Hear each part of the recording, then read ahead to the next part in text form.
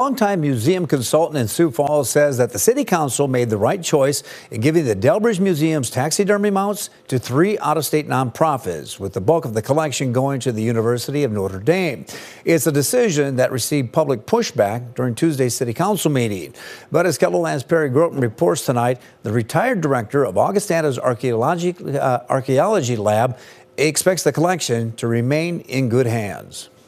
Adrian Hannes had a vision on how to display the animal mounts when they first moved into the Delbridge Museum in the early 1980s. My suggestion out of the box was build a little African hut village in the center of the entire space, fill it with vegetation that would be correct to Africa. But the museum didn't share Hannes's vision. The people on the board at that time nixed that completely. It was that they wanted water holes and so on for the animals. Hannes says the mounts of the Brockhouse collection were too rigid to form-fit into a creative display. You mount the animal for the exhibit, so it's mounted in a certain pose.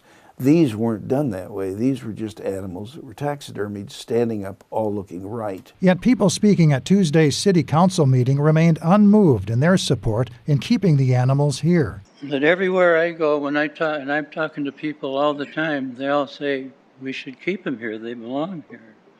I think if you actually had a public vote, I bet 75% of the people would approve to stay here. Hannes thinks the University of Notre Dame's Museum of Biodiversity will be a good steward in preserving and presenting its share of the collection. And I'm sure that they will then are prepared to do work on the animals to curate them more adequately. The long saga over what to do with the Brockhouse collection comes to an end with a final vote by the city council to move them out. I would think that this is a very responsible thing to do. In Sioux Falls, Perry Groten, KELOLAND News.